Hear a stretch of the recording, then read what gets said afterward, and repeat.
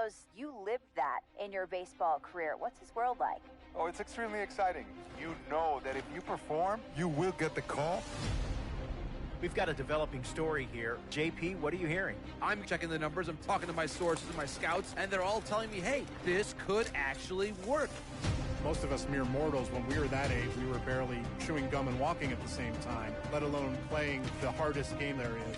Let's see if he's pumping up mentally here to adapt. That's what good players do. That dream of getting the big leagues is now becoming reality with that one phone call.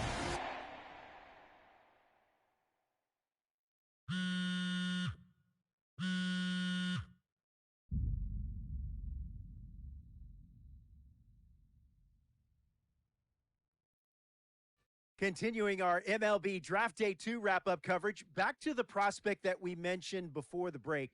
There was some surprise, even some criticism of the front office over how early he went off the board. Jonathan Mayo, what do you think of this pick? Man, I don't think any of us saw this one coming. This definitely feels like a reach to me.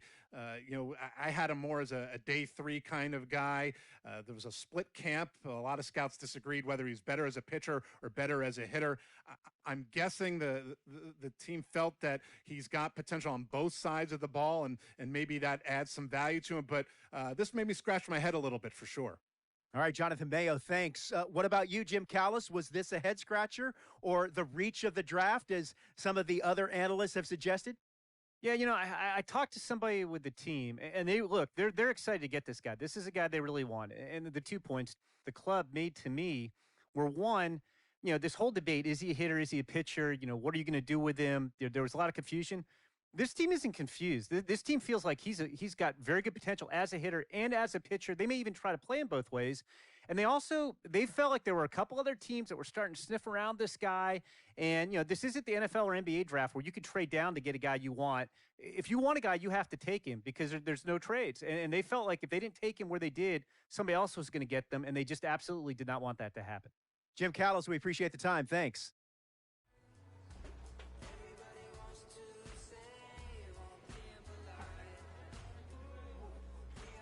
A minor league manager checks in with one of his players to discuss a launch plan for the young man's development.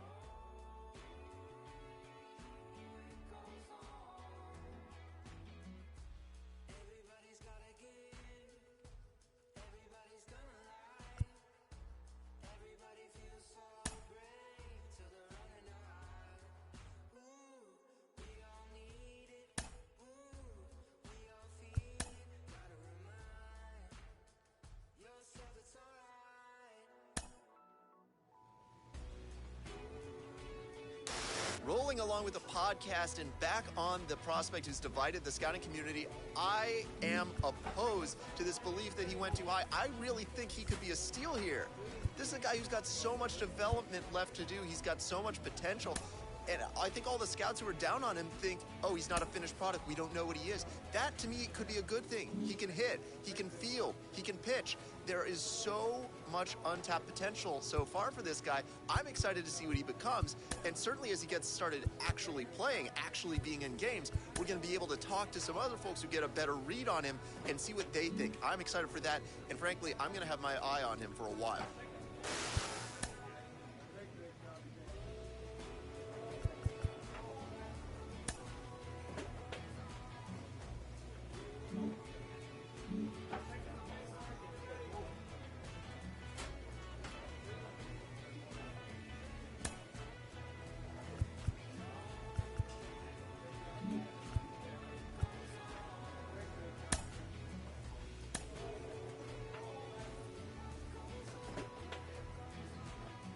A player receives a check-in from one of his coaches.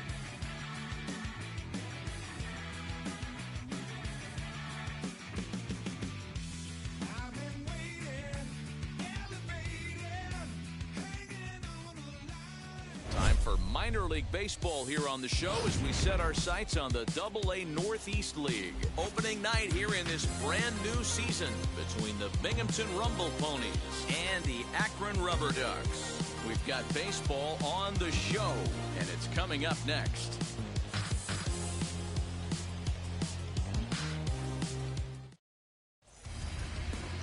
Tanner Tully gets the call to pitch here on opening day in front of the hometown crowd. What do you have for us on him, Danny? Hey, this guy has a 4-pitch repertoire, right? And those are a lot of nice options to have. You can go hard, soft, you can go in and out, and anytime you have 4 pitches. And now in the box, Nicholas Shaw, as the switch hitter will bat right-handed here. Hey, like you can up there, like you can. Let's go. First offering on its way. High fly ball out to straightaway center. Longo will get there, and he puts it away to retire the side. So no runs on no hits.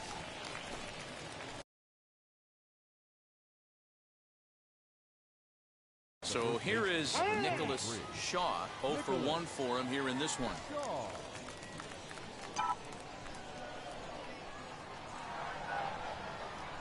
First pitch of the AB now. Committed to that one a bit too soon as it locks him up for strike 1. Not much you can do with that one. Tied him up in knots. Hey, have a rip. Like you can. Here you go. And a check swing here as he couldn't help himself, and it's ruled strike 2. Hey, usually the second time through the order, you start seeing an incorporation of some more off-speed stuff. But this guy's locating, feeling really good about his fastball. 2 back-to-back. Lays off that time, and it's 1-2. You know, I think he's having a hard time with that curveball right now, and that's part of the reason why he struggled early on in the start. It's so important to have command of those secondary pitches, or hitters just start sitting on the hard stuff. Count even at 2-2. Mazika is off at first with 2 away.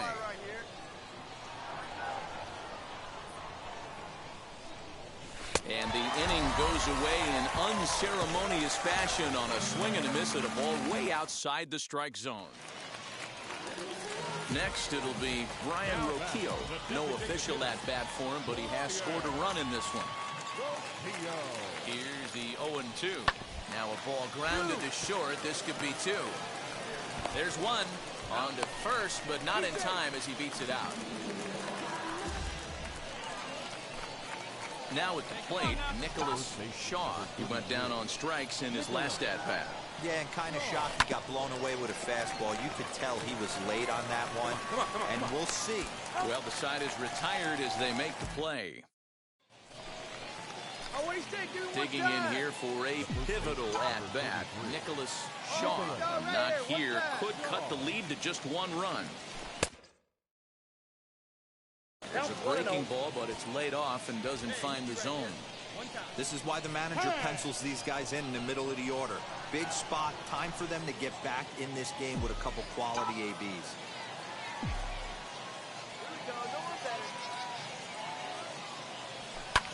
Fouled off.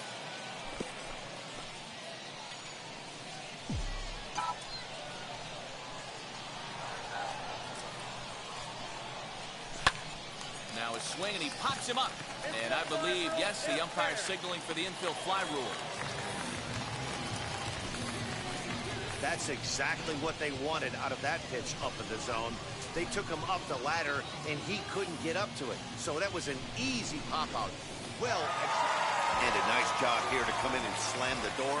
That's his first save of the season, but it certainly won't be his last. A 6-4 finish in tonight's affair. Akron led this game from the 3rd inning on and never wavered. Tanner Tully gets the win on the mound, his first of the year. Robert Broom wraps it up for the save, his first of the year. Minor League Baseball is live and on the air on the show. Tonight, the second of 3 to start the week between the Binghamton Rumble Ponies and the Akron Rubber Ducks. It's baseball on the show, and it's coming up next.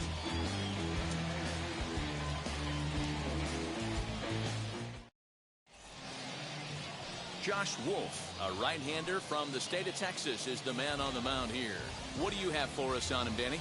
Well, Matt, you hate to go into game thinking that you're going to have to get the bullpen involved, but you may have to with this guy on the mound. He's not known for going very deep into games. Very rarely does he go 6 innings or more, so this very well could be one of those Johnny Holstaff days. Come on, big guy. He comes set. Here's the 0-0 pitch. Swing and a liner. And that'll get down for a base hit.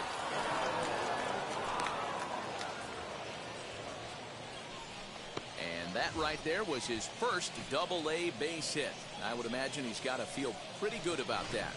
I'm sure he does, Matt. A lot of guys never get to double-A baseball, and even though this isn't the end goal for him,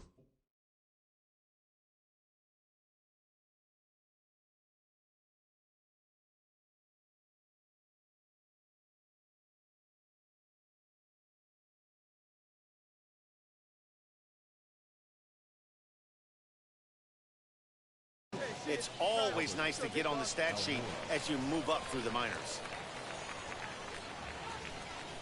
Hit to short. Reined in. And the 2-out threat won't pay off. The inning is over. So they get to him for a couple of hits. Hey, one pitch right here. And stepping in, Nicholas Shaw. He'll lead things off here in this one-run contest. Rolled slowly down the first baseline. But a foul ball here, 0-1.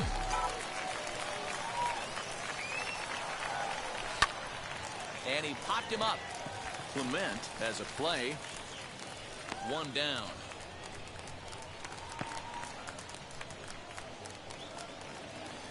Bottom of the third now, and set to go as the third baseman, Ernie Clement. Third baseman. This is on the ground over to first. He's got it, and he'll take it to the bag himself for the out. Next to hit, Nicholas Shaw, as he'll dig into the left-handed batter's box. Couldn't help himself that time as he chases one below the knees. It's strike 1. I'll tell you, if I'm pitching right now, I'm not throwing anything near the strike zone until these guys prove they can lay off it. They're just... And we'll just leave it there as they make the play to end the inning. Next to dig in, Nicholas Shaw grounded out in his last at-bat. Yeah, Matty, expect this pitcher to try and get the same result as his last at-bat right here. The double play is in order. Anything on the ground, the way this defense is, they could certainly roll too.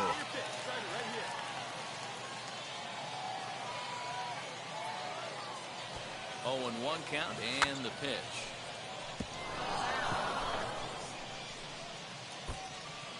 Possible go-ahead runs on first, 1 away.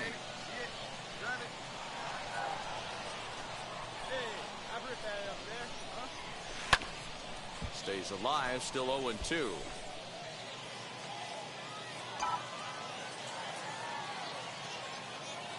Nothing in 2 count and the pitch. And he couldn't get him to chase the 0-2 fastball. It's 1-2. Here we go now, one at a time.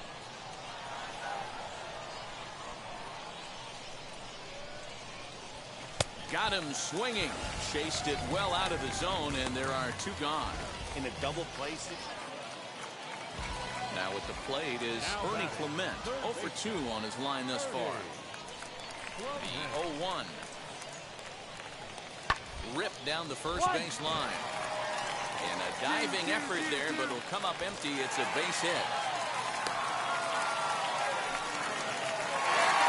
Well, this one had its moments of drama and excitement. In the end, these guys came away with the victory and look on to the